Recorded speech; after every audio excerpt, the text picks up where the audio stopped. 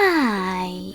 In front of me is TCL 30 SE, and today I would like to show you how you can change screen refresh rate.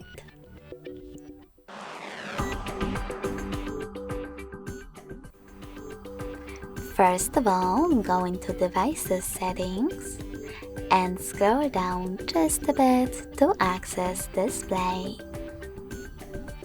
Following that, scroll down again and tap on Refresh Rate.